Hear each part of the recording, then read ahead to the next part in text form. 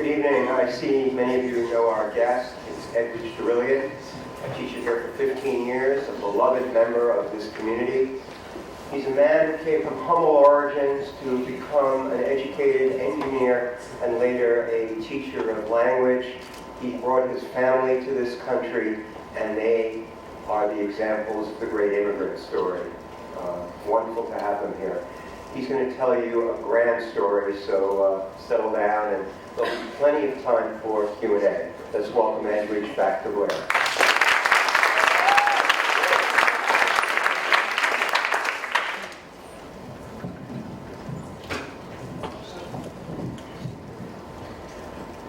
Hello. Hi. Maroon is a wonderful slave that revolted against the injustice of slavery. A person who broke the chain, the mental and physical chain that keep them captive and run away in the mountain to organize themselves and swear to fight to death for freedom and liberty. In the center square of Port-au-Prince, in front of the former National Palace, because this palace got destroyed during the earthquake, is erected a statue of this maroon, a symbol to remind to all Asians the achievement of those maroon who fought to death in order to create a nation where all individuals will feel free and sovereign. Is to remember them that I choose the title of my speech, The Union Maroon of Haiti. I'm grateful for them to give me this possibility to be able to dream today. Student, friend, colleague, it feels good to be back home. Blair Academy is the place where I live the majority time in the US, 15 years. And during those 15 years, I saw graduate more than 2,500 students. And I'm proud to have played a role in the journey of those Blair students.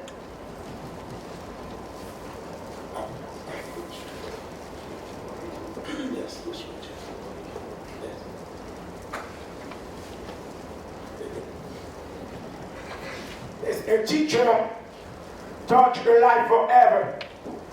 Only God knows how many lives a teacher touched in his career. For those in the audience who didn't know me as Mr. B, let me take a few minutes to introduce myself to you.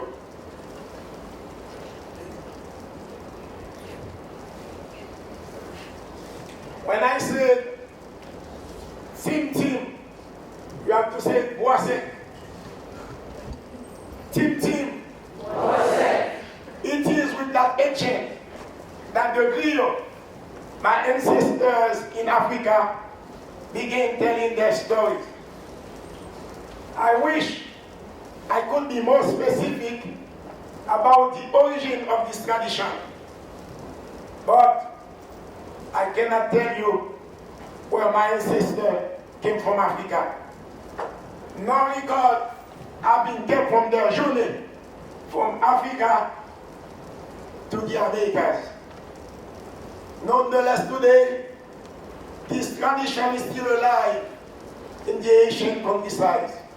At night, around the bonfire, before retiring for the night, the elders of the village are telling the stories that they learned from their fathers, and the stories that their fathers learned from their grandfathers, and their grandfathers from their great-great-grandfathers, so that ancestral tradition can pass on from generation to generation. This is a picture of me, I don't know, maybe 1 year old. I was born and grew up in Port-au-Prince, Haiti. My mother died at the age of 36. She left the ICT, 5 boys and 1 girl. It was a defining moment in my life. With my father being an absent figure in the household, my mother was the pillar of the family. And the day my mother died was the day I lost my innocence.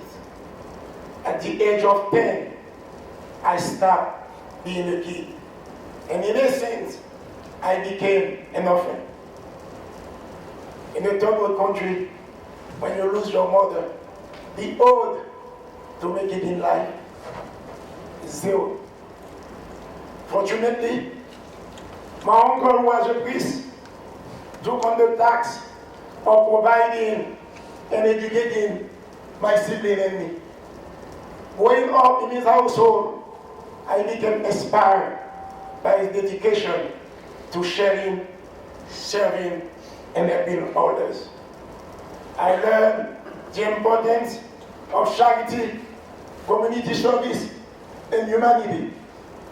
He instilled in me a strong sense of community service and sympathy.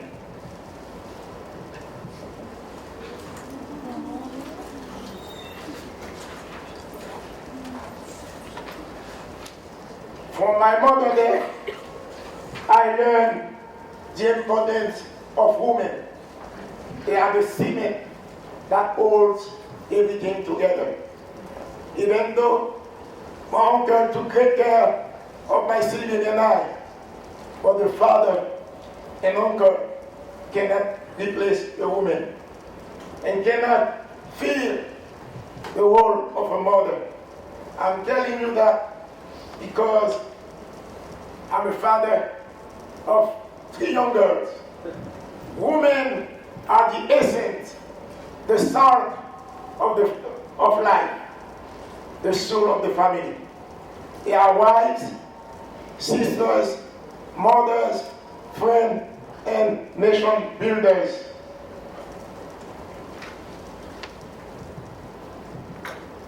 The responsibility that bear on their shoulders are enormous, and they need more love, more recognition, more respect. I'm telling you that in memories of my mother.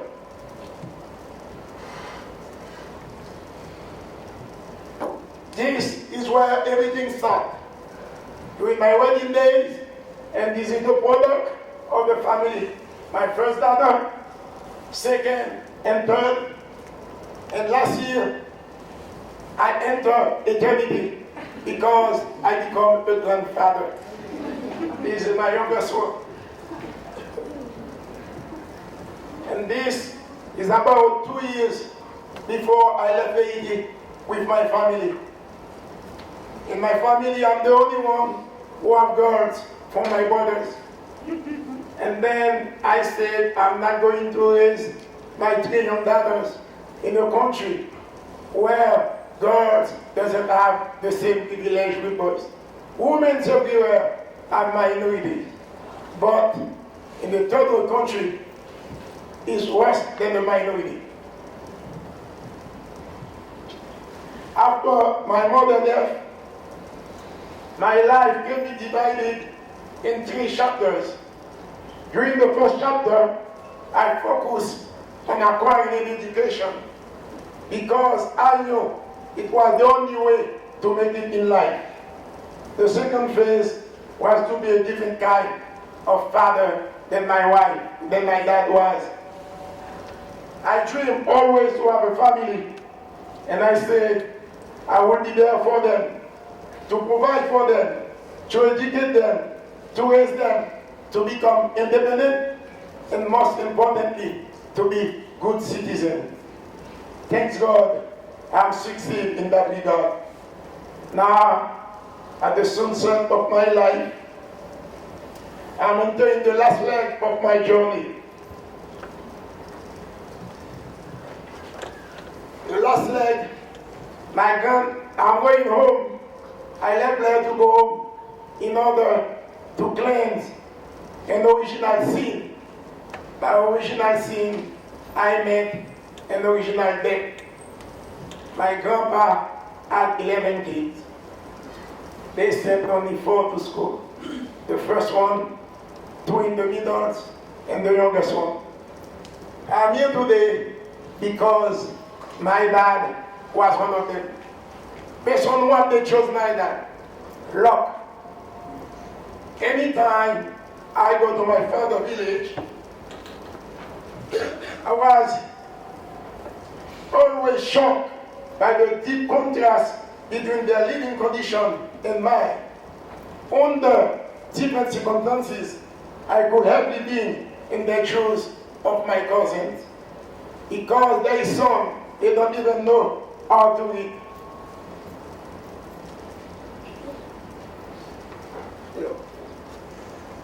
Yeah.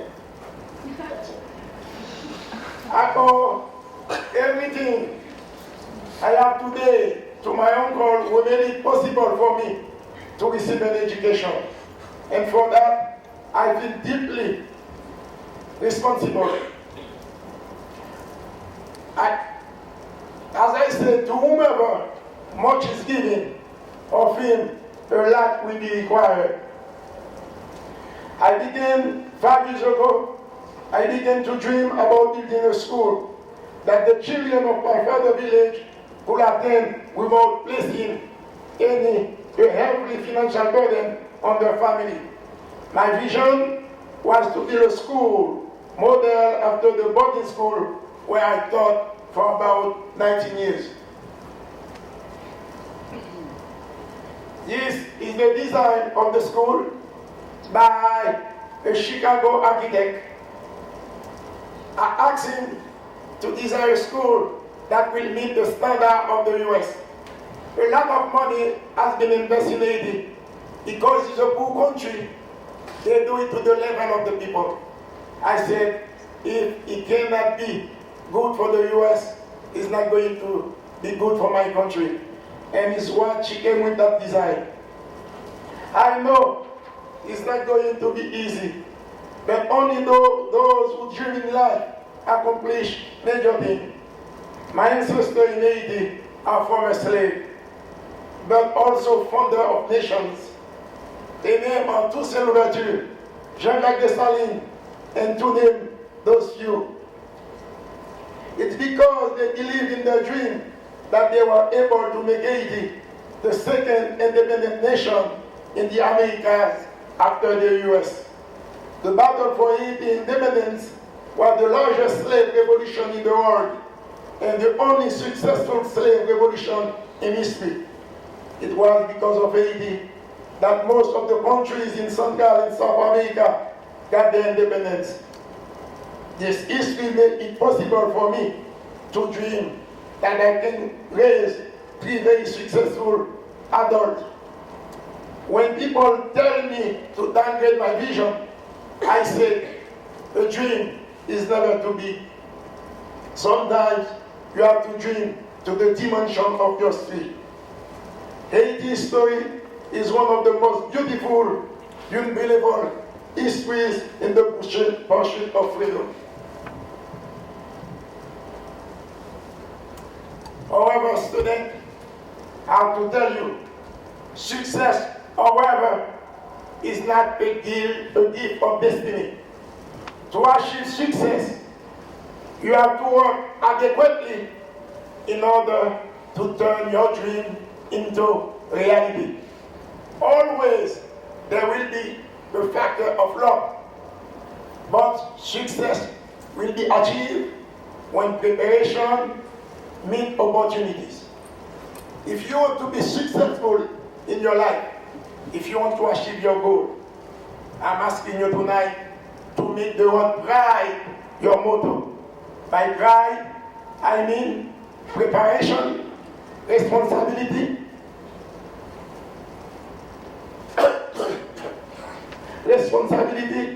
integrity, dedication, and effort. I repeat it, pride, preparation, responsibility, integrity, dedication, and effort.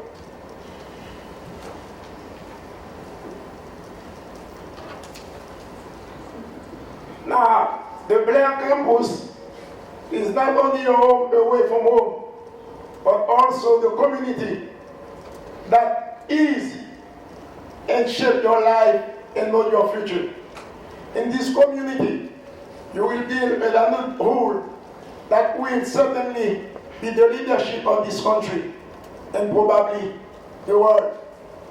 The backpack that you are carrying in your back is not only a way to transport your material to class, it is the symbol of one of the most important aspects in your life.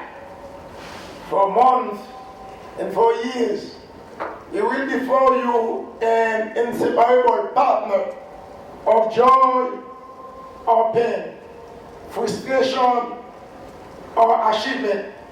You will continue to keep on that backpack success and failure, achievement and mistake, doubt, anger and joy, illusion and nostalgia, dream and frustration, faith, friendship and hope.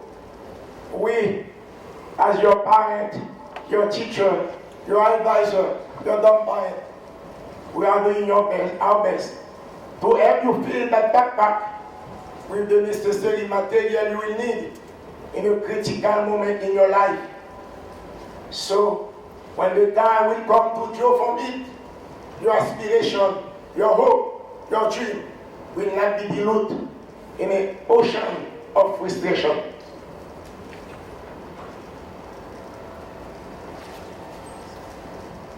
During my 15 years at Blair, I traveled on several occasions with students to spend Hawaii, Puerto Rico, Haiti, and in different cities in the continental US.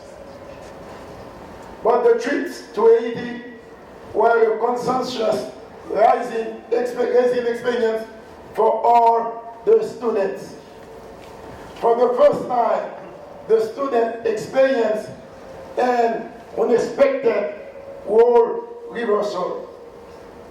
Minority students became acutely aware of being part of a majority, while other students for the first time understood the experience to be a minority, a visible minority. It was an empowering and thought-provoking experience for many, which I hope underscore for them the privilege and responsibility that come with the opportunity for all of you affordable at Blair.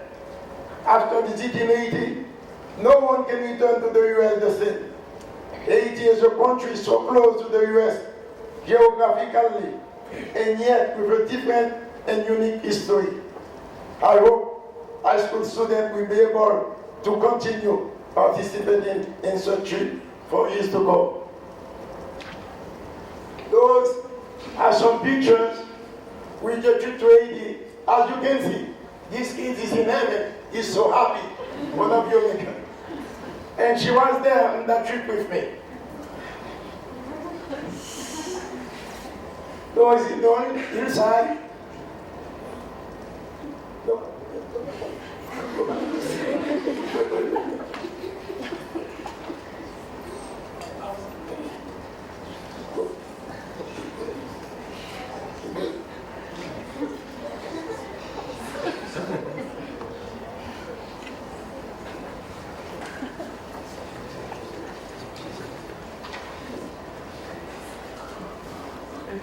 I know the man I am today is a reflection of my past.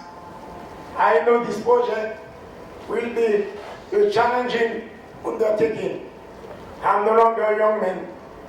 I don't know if I will live long enough to see the school complete in my father's village. The sun is setting down on my journey. I'm in my early 60s, but remember, no man is master of his destiny. Before I close my eyes, I want to plant the seed of this education project in my father's village, in the hope one day the students of the village, by the education they will be acquired, will be able to live life to the fullest as gross human nature permits. I know my vision is a dream, but as author Paulo Coelho said, is the possibility of having a dream come true that make life interesting. I have a lot of stories, memories, and dreams to share with you, but with the time content, that will be the next time. For now, student, I'm telling you, until then, to live fully, love tremendously, laugh frequently, and learn passionately. And may God bless you.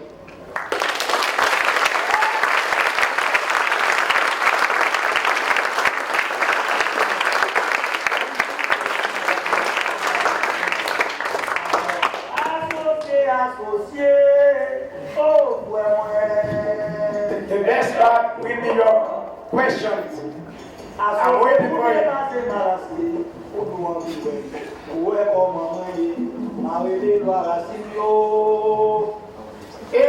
Any question you may have about life, because the journey that you are going to embark through, we are at the end of it. We can play God to tell you what to expect from it. Please feel free to ask me any question you may have about life. What could an average person do? Could you yell it out, please? What could an average person do to help the situation in Haiti without, assuming they couldn't get there? What could they do to help, with education or the other infrastructure issues they're facing after the earthquake? An average person cannot do much, but just visiting the country will be an eye-opener, because right now President Clinton is involved in Haiti because he went in honeymoon to Haiti. And even in Blair, there's a faculty member, Mr. Sy, spent his honeymoon in Haiti. What they said about Haiti in the news, don't believe it. As they said, until the lion has his own historian, the hunter always will be the winner. The history of Haiti has to be written by Haitians. But just going to visit the country, as I said, when you return, you will be a different person. But question not only about Haiti, about anything. Edwidge, tell us about your daughters. What are they doing? Okay, I got 3 daughters. They all went to boarding school. My first daughter went to Miss Porter, 4 years in Miss Porter. When I came to Blair, they accepted her at Blair. But every year, I've been moving from cities to cities. And she said, Dad, I want to spend 4 years in one city. She went to Swarthmore, and she got a 2 BS biology and economy, and she got a PhD from Princeton, and she's a college professor at the University of Minneapolis. My second daughter, Astrid, went to Georgetown School of Foreign Service, and she got a dream degrees from John F. Keynes and a law degree from Georgetown, and she's an officer in the Department of State. My youngest daughter went to Georgetown School of Foreign Service with her master from Carnegie Mellon, and she's working in the government in USAID. If for that reason, they don't need me anymore to feed them, I said, now I can live my dream. Any question? Yes? Would you say faith played a large part in your life? Faith is very, very important. But for some people, when they ask me what is the meaning of life, I always say hope. But for me, it's faith. If I didn't believe, I know it's going to happen. I don't know when because I'm not God. But it's because I believe that I keep moving. I know. Don't tell me how, but it will happen. The day I lose my faith, that will be the end of my life. And even you, all of you, you believe in one way. It's because you believe tomorrow will be better. If for that reason you keep working, otherwise you will give up. It's what keeps you moving because you know tomorrow will be better. How come? This is faith. How does Haiti as a nation inspire other villages to take on projects such as your own? How does Haiti as a nation inspire other villages to take on a project such as your own? Like village or countries? Villages. Like how do other villages create schools like yours? In Haiti, how do other villages in Haiti duplicate what you're doing? The school is not built yet. This is a design. If the school was built, I was in Haiti. Now, I cannot find the money to do it in Haiti. It's what keeps me in the US. I'm going to give presentation. Friday, I'm going to get Connecticut. Next week, I will be in Massachusetts. And at the end of this month, I will be in Ohio. In the hope that maybe one person will share my vision and will help me turn my dream into reality. Are there other such projects in the works? I think that's what he's talking about. Yes, there is other project like that in Haiti. As a matter of fact, Paul Farmer, Partner in Help, they have a project they call Partner in Education. They try to do something like that, but it will be different. Remember, Haiti is a colonized country, and she can tell you, when you go to Haiti, she went to Haiti, they didn't consider her as a foreigner because she blended with the population. People, they think it's the white men that going to do for them. I want to start it myself in order to change that mindset, to see that they can do it themselves. When foreigners come, they are informed to do it, that will keep that mentality. Because Haitians need to start to believe in themselves first. Any question you may have about life? Yes.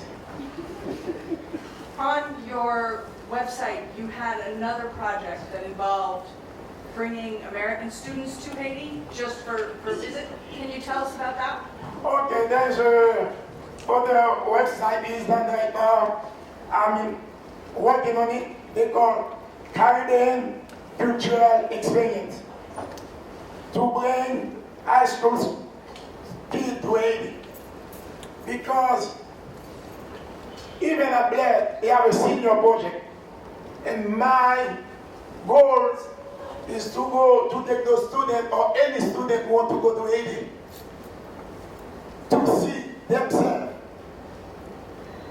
What is Haiti? And then as a matter of fact, there is nothing Hermione that want to work with me because Dr.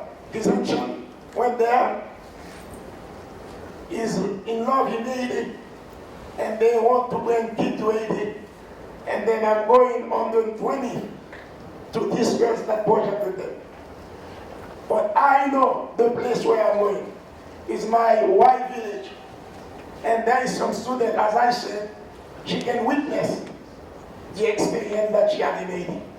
If you want to go there, you can go Mrs. Bardich, she went with me. Talk to her, and I will make it happen whenever you want. Edwidge, many in your family have emigrated to Canada and the United States, and they've done quite well. The first Republican congresswoman, black congresswoman, is from Utah, is his niece. It's my niece, and But I want to ask a question first before you talk about it. The question is, do you feel that your family, this extended family, rooted in America and Canada, should be doing more in Haiti? Are they doing things in Haiti? Should they go back to Haiti? Or do you feel they're fine here? but I cannot talk to them for them because, as I said, I got about 4 brothers living in the U.S. I am the only one really thinking about to go back. Because in order to do something like that, it has to be a calling. Because when I go to my father's village, I'm telling you the truth, it's not easy.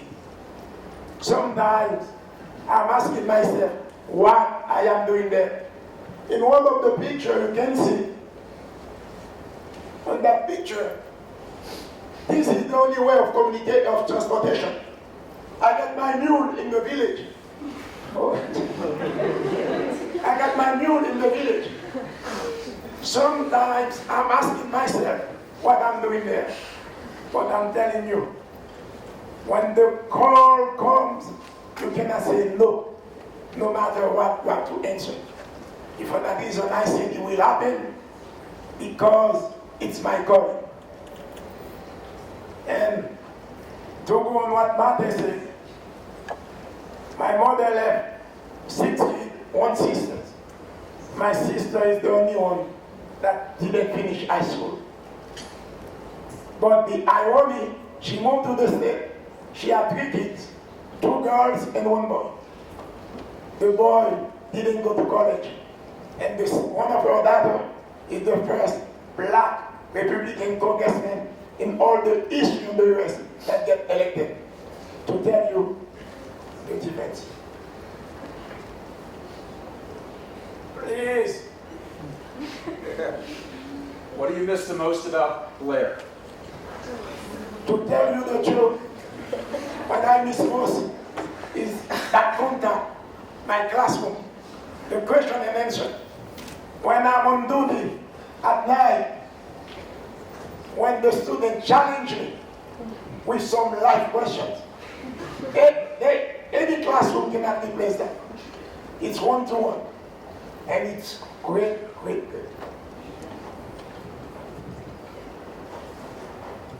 Very different topic. My students are studying the cholera epidemic, post-earthquake, et cetera, et cetera. So 2 questions. Do you have any strong opinion on the lawsuit to the UN?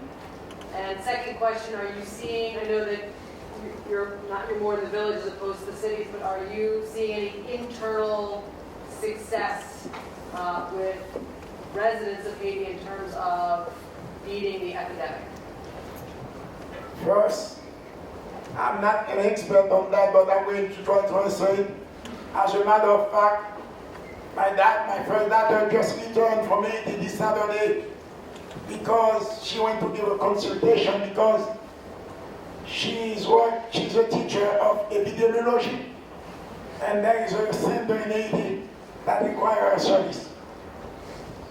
Haiti has a lot of problems, but some problems are important. We never had cholera in Haiti for the past 100 years. And because right now, there is the United Nations is in Haiti, and they have soldiers from all over the world, and there's a group of Nepalese. One of them was sick, came with the disease. In order, they contract a local company to take care of their toilets, for their waste. And then that company, instead of putting the waste in a safe place, they put it in a river stream where people are bathing, drinking, and that's the way the cholera gets spread to the country. And then now there is a lawsuit in order for the United Nations in order to repair that. But I don't think this is going to happen. Right now, they try to control it. But because sanitation is poor in Haiti, anytime it's raining, it's really happy. Anytime, mostly in the countryside. Because cholera is not that bad if there is sanitation. It's lack of sanitation.